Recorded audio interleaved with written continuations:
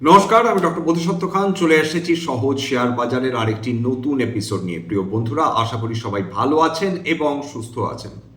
আজকের থাম্বনেল যে টাইটেল দিয়েছি সেখানে কিন্তু লুকোবার কিচ্ছুটি নেই।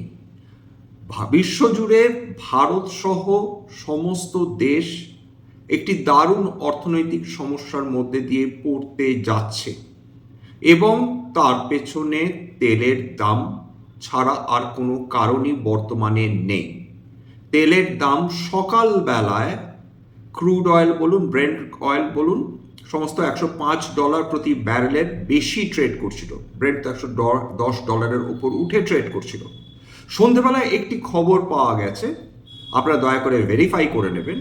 সেখানে শোনা যাচ্ছে যে ডোনাল্ড ট্রাম্প তিনি নাকি আগ্রহী যে ইরানের সঙ্গে যে যুদ্ধ চলছে এবং যার ফলে বিশ্ব জুড়ে তেলের দাম এমনভাবে বৃদ্ধি পেয়েছে যে সমস্ত দেশ, তাবড় দেশ, তাদের অর্থনীতি দারুণভাবে ধাক্কা খেতে চলেছে, জিডিপি কমতে চলেছে। এমতো অবস্থায় তিনি নাকি রাজি হয়েছেন ইরানের ওপর কিছুটা অয়েল স্যাংশনস তুলে নিতে, অর্থাৎ তিনি হয়তো ইরানের ক্ষেত্রে কিছুটা ছাড় দিতে পারেন যাতে ইরানও তাদের তেল বিভিন্ন দেশকে সরবরাহ করতে পারে। এরপর যেটা দাঁড়িয়েছে যে ক্রুড অয়েলের দাম কমে এসেছে কিছুটা, ব্রেন্ট ক্রুডের দামও কিছুটা কমে এসেছে, যদিও সেটা বলার মতন কিছু কমেনি। যেমন ক্রুড অয়েল $104.49 প্রতি ব্যারেল লাস্ট ট্রেড করছিল, ব্রেন্ট ক্রুড $108.73 প্রতি ব্যারেল ট্রেড করছিল। সোনার দাম সামান্য কমেছে এবং রুপো মোটামুটি 2.2% উত্থান নিয়ে ট্রেড করছিল। সমস্যাটা সেটা নয়, সমস্যাটা এটাই যে ক্রুড এবং ব্রেন্ট সেটা দীর্ঘ সময় $100 উপর ট্রেড করছে এবং যখনই ভারতের, বিশেষ করে ভারতের ক্ষেত্রে এই সমস্যাটা প্রবল হয়, বিশেষ করে $85 থেকে $90 মধ্যে তেল যখন তার দাম যখন উঠে যায় তখন ভারতের অর্থনীতি আঘাতপ্রাপ্ত হতে শুরু করে এবং প্রত্যেক $10 প্রতি ব্যারেল তেলের দাম বৃদ্ধি পেলে ভারতের জিডিপি 0.4 থেকে 0.5% অবধি আঘাতপ্রাপ্ত হতে পারে বলে বিশেষজ্ঞরা জানাচ্ছেন। এই ক্ষেত্রে খেয়াল করে দেখুন যে ফেব্রুয়ারি মাসে ক্রুড অয়েলের দাম $60 প্রতি ব্যারেল চলছিল, সেটা যদি এখন $105 প্রতি ব্যারেলে পৌঁছে যায় তাহলে ভাবুন সেটা ভারতের জিডিপির ক্ষেত্রে কিভাবে আঘাত করতে পারে। এবং ভারতবর্ষ তো বিশ্বের সবচেয়ে ফাস্টেস্ট গ্রোয়িং অর্থনীতি, যার জিডিপি একটা হাই গ্রোথ রেট দেখাচ্ছিল। সেই তুলনায় ইউরোপ 2.7%, আমেরিকা 3.5%, চায়না 4.8% তারা জিডিপি বৃদ্ধি দেখাচ্ছিল। সুতরাং ভারতবর্ষের ক্ষেত্রে যদি জিডিপি কমতে পারে, বিশ্বের সমস্ত দেশের ক্ষেত্রেও একই রকমভাবে জিডিপি কমতে পারে, সেটা ডেফিনেটলি ভারতবর্ষের পক্ষে ভালো খবর নয়। যেমন ভারতবর্ষের জিডিপি কমা ভারতবর্ষের পক্ষে ভালো নয়, ঠিক একইভাবে বিশ্বের অন্যান্য দেশের জিডিপি কমা সেটাও ভারতবর্ষের পক্ষে ভালো নয়। তার কারণ যদি সেখানে ক্রয় ক্ষমতা কমে যায় বিশ্বের অন্যান্য দেশে, যেখানে ভারতবর্ষ এক্সপোর্ট করে থাকে, খুব স্বাভাবিকভাবে সেখানকার ক্লায়েন্টরা তারা কখনোই ভারতবর্ষ থেকে অত্যাধিক মাত্রায় তারা এক্সপোর্ট আনাতে চাইবে না নিজেদের দেশে। সুতরাং এটা হয়ে যাবে একটা ডাবল ভ্যামি, দুদিক থেকে ভারতবর্ষ কাটা পড়তে পারে। আপনাদের বহুবার আমি আলোচনা করে বোঝাবার চেষ্টা করছি যে ডলারের দাম কেন টাকার তুলনায় শক্তিশালী হয়ে উঠছে এবং তার পেছনেও অন্যতম যে ভিলেন সেটা কিন্তু অবশ্যই ক্রুড অয়েল। মনে রাখবেন ক্রুড অয়েল কিন্তু ডলার ইন্ডেক্স, সুতরাং ক্রুড অয়েলের দাম যত বৃদ্ধি পাবে ডলার তত শক্তিশালী হবে, আমাদের টাকা তত দুর্বল হবে। আজকেরও টাকা তার সর্বকালীন নিম্ন স্তর ছুঁয়ে গিয়েছে থ্যাঙ্কস টু এই আন্তর্জাতিক বাজারে তেলের দাম বৃদ্ধি হওয়া। এইবার এই প্রসঙ্গে বলে রাখি যে অর্থনীতি কেবলমাত্র জিডিপিতে আঘাত এলেই যে ক্ষতিগ্রস্ত হয় তা নয়, এছাড়া এবং জিডিপি এই কমে যাওয়া মানেটাই কিন্তু খুব স্বাভাবিকভাবে যে বিভিন্ন কোম্পানি তাদের প্রোডাকশন কমিয়ে দিচ্ছে। উদাহরণ হিসাবে একটা কাপের উদাহরণ আমি ইউজুয়ালি দিয়ে থাকি। ধরুন আজকের দিনে যদি বা এই বছর যদি ভারতবর্ষ 100টি কাপ উৎপাদন করে এবং তার পরের বছর গিয়ে 105টা কাপ উৎপাদন করে, তার মানে ভারতবর্ষের জিডিপি গ্রো করলো 5%। এবং 2028 গিয়ে ভারতবর্ষ যদি 104টা কাপ উৎপাদন করে সেক্ষেত্রে তার জিডিপি কিন্তু 1% কমে গেল।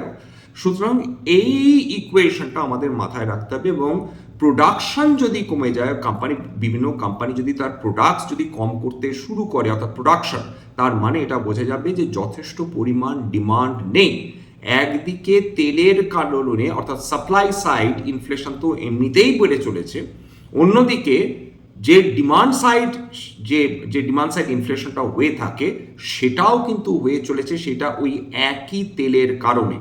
এরপর যেটা প্রবলেম দাঁড়াতে পারে যে সাপ্লাই সাইড ইনফ্লেশন ক্রমাগত বৃদ্ধি হতে থাকলো, অন্যদিকে যে ডিমান্ড না বৃদ্ধি হলে, অর্থাৎ উপভোক্তা যারা রয়েছেন তারা যদি জিনিসপত্র কিনতে নাও চান, সেক্ষেত্রেও কিন্তু জিনিসপত্রের দাম বৃদ্ধি হতে থাকবে। তার কারণটাই এটা যে তেলের দামের ফলে লজিস্টিক্স এবং ট্রান্সপোর্ট দুটোই কিন্তু বেড়ে যাবে। এই কন্ডিশনটা যেখানে মানুষজন জিনিসপত্র কিনছেন না, অথচ দিনের পর দিন জিনিসপত্রের দাম বেড়ে যাচ্ছে তেলের দাম বৃদ্ধি হওয়ার কারণে, এটা আরও সাংঘাতিক ঘটনা, সেটাকে বলা হয় স্ট্যাগফ্লেশন। এরকম একটা কন্ডিশনের জন্যও কিন্তু গোটা বিশ্ববাসী তৈরি হয়ে উঠছেন, অর্থাৎ তারা জানেন যে একটা শক আসলেও আসতে পারে। আমেরিকা সেটা রিয়েলাইজ করছে, এবং আমেরিকা এটাও বুঝতে পারছে যে আর কিছুদিন যদি এরম করে চলতে থাকে তাহলে বিশ্ববাসী তাদের কোনো ধরনের স্যাংশনসই মানবে না। সেক্ষেত্রে রাশিয়ার ওপর যে তেলের স্যাংশন তারা বসিয়ে রেখেছে বা ইরানের ওপর যে তেলের স্যাংশন বসিয়ে রেখেছে, সেইগুলোর ব্যাপারে বিশ্বের সমস্ত দেশ তারা এতটাই বেপরোয়া হয়ে উঠবে যে আমেরিকার যে কর্তৃত্ব ছিল বিভিন্ন দেশের ওপর সেটা বেশ খানিকটা খর্ব হয়ে যাবে। এই আতঙ্ক থেকে সম্ভবত ডোনাল্ড ট্রাম্প তিনি চাইছেন যে ইরানকে কিছুটা স্যাংশন মুক্ত করা হোক, এবং তার এফেক্ট আজকের বিশ্ববাজারে বিশেষ করে আমেরিকান মার্কেটের ওপর তো ডেফিনেটলি পড়েছে। দেখুন, আমেরিকা আজকের রাত্রেবেলায় সেটা ট্রেড করছিল প্রত্যেকটাই পজিটিভ, সেটা ডাউ জোন্স বলুন, স্ট্যান্ডার্ড অ্যান্ড পুয়ার বলুন, ন্যাসড্যাক বলুন, যদিও অত্যন্ত হালকা উত্থান নিয়ে ট্রেড করছিল, কিন্তু বলা যেতে পারে এই তিনটেই কিন্তু পজিটিভলি ট্রেড করছিল। অন্যদিকে ইউরোপীয় মার্কেটগুলো দেখুন, ক্যাক, ড্যাক, ফুটসি তিনটেই কিন্তু পজিটিভে ট্রেড করছিল। গিফট নিফটি সেটা ইন্টারেস্টিং, যেটা 144 পয়েন্ট উত্থান নিয়ে ট্রেড করছিল, অর্থাৎ 0.61% সেটা বৃদ্ধি নিয়ে ট্রেড করছিল। তার মানে গিফট নিফটি, আবার বলেছি, সেটা ইনফ্লুয়েসড হয় বিদেশে মার্কেটগুলো কিরকম পারফর্ম করছে তার ওপর। এবং আজকের মার্কেট দেখে একটা জিনিস স্পষ্ট আপনারা বুঝে যাচ্ছেন, সেটা হচ্ছে যে মার্কেট খুব খারাপ মনোভাব নিয়ে ট্রেড করছে, একটা বিষণ্ণতা নিয়ে ট্রেড করছে, কারণ সেন্সেক্স এবং নিফটি দুটোই কোনো মতে পজিটিভে বন্ধ হয়েছে, থ্যাঙ্কস টু নিফটি আইটি, সেটা প্রায় 2% উত্থান নিয়ে বন্ধ হয়েছে বটে, এবং সেই কারণেই তারা নিফটি বা সেন্সেক্সকে টেনে তুলতে সমর্থ হয়েছে। কিন্তু বাকি সমস্ত সেক্টরগুলো দেখুন, সমস্ত সেক্টর আজকে নেগেটিভে ট্রেড করেছে, সেটা অটো বলুন, সেটা মেটালস বলুন, সেটা ফাস্ট মুভিং কনজিউমার গুডস বলুন, সেটা কনজিউমার ডিউরেবলস বলুন, সেটা ক্যাপিটাল গুডস বলুন, সমস্তগুলো কিন্তু নেগেটিভে ট্রেড করেছে। এবং মিড ক্যাপ এবং স্মল ক্যাপের অবস্থা কিন্তু ভয়াবহ, বেশ বড় পতন এসেছে মিড ক্যাপ এবং স্মল ক্যাপে।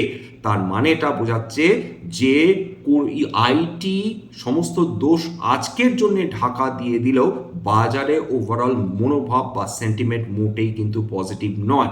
অধিকাংশ কোম্পানির শেয়ারে আজকে পতন এসেছে, এবং বিশেষ করে সেই কোম্পানিগুলোতে সবচেয়ে বেশি পতন এসেছে যে কোম্পানিগুলো অত্যন্ত হাই পিই নিয়ে ট্রেড করছিল। এর আগে বারবার সাবধান করার চেষ্টা করেছি বিভিন্ন এপিসোডে যে দেখুন, এমন বেশ কোম্পানিজ রয়েছে, সেটা ডিফেন্স হতে পারে, রেলওয়েজ হতে পারে, ক্যাপিটাল গুডস হতে পারে, কনজিউমার ডিউরেবলস হতে পারে, বিভিন্ন সেক্টরের বা রিনিউয়েবল এনার্জি, তাতে বেশ কিছু কোম্পানিজ রয়েছে যারা অত্যন্ত হাই পি নিয়ে ট্রেড করছে, কোনোটা 100, কোনোটা 150, কোনোটা 250, কোনোটা 300, এবং যা তার ফল যা হবার তাই ছিল। প্রত্যাশা অনুযায়ী এই কোনো কোম্পানি তারা ভালো রেজাল্ট করতে পারছে না, এবং তার ফলে একটা স্টকে কোনোটা 14%, কোনোটা 20%, কোনোটা 10% লাগাতার পতন হয়ে যাচ্ছে। আজকের অ্যাম্বার এন্টারপ্রাইজেস 14.5% কিন্তু পতন, এবং এতটা পতনের পরেও কিন্তু তার প্রাইস টু আর্নিংস রেশিও প্রায় 150-র উপর। পিজি ইলেকট্রোপ্লাস্টিক্স অত্যন্ত চড়া দরে বহুদিন ধরে ট্রেড করছিল, সেটাও যে মারাত্মক সস্তা হয়েছে এমনটি নয়, আজকে প্রায় 5.6% পতন। কোচিন শিপইয়ার্ড 5% উপর পতন, স্টক পি হাই। এছাড়া টিভিএস মোটরসে 5% উপর পতন, ইউনোম ইন্ডিয়া প্রায় 5.5%, কেন্স টেকনোলজি এতটা পতনের পরও কিন্তু অত্যন্ত হাই পি নিয়ে ট্রেড করছে, আজকেরও 5.5% পতন। গোদরেজ ফিলিপস 4.5% পতন। এরকমও একটি খবর শোনা যাচ্ছে যে সিগারেট কোম্পানিগুলো পুনরায় তারা আবার সিগারেটের দাম বৃদ্ধি করতে পারে এবং সরকার হয়তো বা সিনট্যাক্স বৃদ্ধি করলেও করতে পারেন এবং সেটা মোটেই অস্বাভাবিক কোনো ব্যাপার দাঁড়াবে না। ডেলিভারি অত্যন্ত হাই পি স্টক 4%-এর উপর পতন। এছাড়া ICICI Prudential life insurance 4.5%, RBL bank প্রায় 4.5%-এর কাছাকাছি পতন। সুতরাং আমাদের সতর্ক থাকতে হবে। দেখুন, একটা জিনিস আমাদের মাথায় রাখতে হবে, বাজারে একটা কথা চালুই আছে যে ভারতের শেয়ার বাজার is a barometer of the Indian economy. এইটা থেকে বড় সত্যি কথা আর হতে পারে না। যদিও ভারতবর্ষের শেয়ার বাজার ভারতের অর্থনীতির অত্যন্ত ছোট একটা অংশ, কিন্তু ভারতের কোম্পানিগুলো ভালো যদি করতে না পারে সেটা রিফ্লেক্টেড হয় শেয়ার মার্কেটে, এবং ভারতের কোম্পানিগুলো যখন ভালো পারফরমেন্স করছে না সেটা কিন্তু বোঝা যাচ্ছে যে ভারতের অর্থনীতি মারাত্মক ভালো অবস্থার মধ্যে দিয়ে এই মুহূর্তে নেই, বরঞ্চ বলা যেতে পারে বেশ চ্যালেঞ্জিং একটা কন্ডিশন কিন্তু আমাদের ভারতের অর্থনীতির ক্ষেত্রে চলছে। উপরন্তু ডাব্লিউপিআই ইনফ্লেশন কালকের বলেছিলাম 8.3% পৌঁছে গেছে, বিগত 42 মাসের মধ্যে সর্বোচ্চ। আমাদের সিপিআই ইনফ্লেশন বৃদ্ধি পেয়ে 3.87%। এটাও বলেছি যে ডাব্লিউপিআই ইনফ্লেশনের প্রভাব সঙ্গে সঙ্গে বোঝা যায় না, সেটা মাস কয়েক লাগে, তারপর কিন্তু সেটা পার্কুলেটেড হয় কিন্তু সিপিআই এর মধ্যে। অর্থাৎ কস্ট অফ প্রোডাকশন কিন্তু বিভিন্ন কোম্পানির জন্য দারুণভাবে বৃদ্ধি পেয়ে গেছে, এবং এটা নিশ্চিন্ত থাকুন যে কোনো কোম্পানি নিজের ঘাড়ে এই খরচা যেটা বৃদ্ধি হয়েছে নিজেদের ঘাড়ের ওপর রাখবে না, সেটা আলটিমেটলি পাস অন করবে কিন্তু কনজিউমার্সদের ওপর, যারা এন্ড ইউজার্স তাদের ওপর। সুতরাং এই মুহূর্তে আমাদের সতর্ক থাকতেই হবে, আমাদের খরচ কমাতেই হবে, এটা ভালোর জন্যই বলা। দয়া করে এতে কোনো ধরনের কোনো পলিটিক্যাল ইন্টেনশন দেখতে যাবেন না। ভালো, নিজেদের ভালো সেটা কিন্তু সবাই বোঝেন, সুতরাং সতর্ক থাকাটা সবার জন্যেই কাম্য। কোনো স্টকের দাম 10% কমে গেলেও আমরা লাফিয়ে পড়ে সেটাতে বিনিয়োগ করলাম।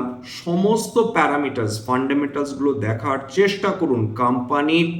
কেন কোম্পানির রেজাল্ট খারাপ হলো, শুধু কোম্পানির রেজাল্ট খারাপ হলো বলে একটা শেয়ার বিক্রি করে দিলাম, এটা তো হতে পারে না। কোম্পানির ফান্ডামেন্টালস যদি ইন্ট্যাক্ট থাকে তাহলে কোম্পানি আবার ফিরে আসবে, কিন্তু দেখা যায় যদি কোম্পানি ক্রমাগত দুর্বলতা দেখিয়ে চলেছে এবং সেখানে ফান্ডামেন্টালস ইমপ্রুভ হবার কোনো জায়গা নেই, সেই ধরনের কোম্পানিজগুলো সম্বন্ধে সতর্ক হন। অত্যন্ত হাইলি প্রাইসড শেয়ার সম্পর্কে সতর্ক হন।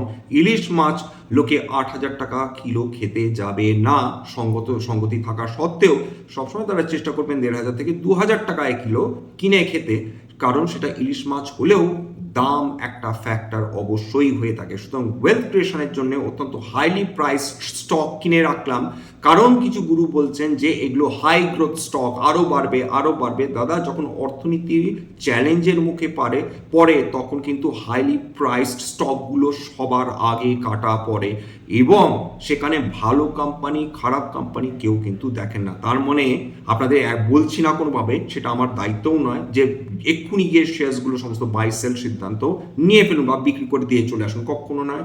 সবসময় একজন সেবি রেজিস্টার্ড ইনভেস্টমেন্ট অ্যাডভাইসারের পরামর্শ নেওয়ার চেষ্টা করবেন বা নিজের ডিউ ডিলিজেন্স করবেন। আমার কথা শুনে যদি কোনো শেয়ারে বাই সেল সিদ্ধান্ত নেন বা কোনো অ্যাসেটে বাই সেল সিদ্ধান্ত নেন, ক্ষতির মুখোমুখি হতে পারেন। সুতরাং দয়া করে এই ধরনের ফিনান্সিয়াল অ্যাডভাইজার যারা রেজিস্টার্ড পরামর্শ নেওয়ার চেষ্টা করুন। সবশেষে যেটা বলি, যদি এই ধরনের এপিসোড আপনাদের ভালো লাগে প্লিজ একটা লাইক দেবেন, প্লিজ সাবস্ক্রাইব করবেন, এবং যদি সত্যিই মনে হয় আমার বাঙালি ভাই বোনদের জীবনে একটুখানি ভ্যালু অ্যাড করতে সক্ষম হয়েছি, প্লিজ নিজে গ্রুপে শেয়ার করে দেওয়ার চেষ্টা করবেন। এবং সবশেষে যেটা বলে থাকি, ধৈর্যের একটা ফল সবসময় পাওয়া যায়। শর্ট পিরিয়ড অফ টাইমে মার্কেট ভোলাটাইল থাকে এবং লং পিরিয়ড অফ টাইমে সেই ভোলাটিলিটি কেটে যায়।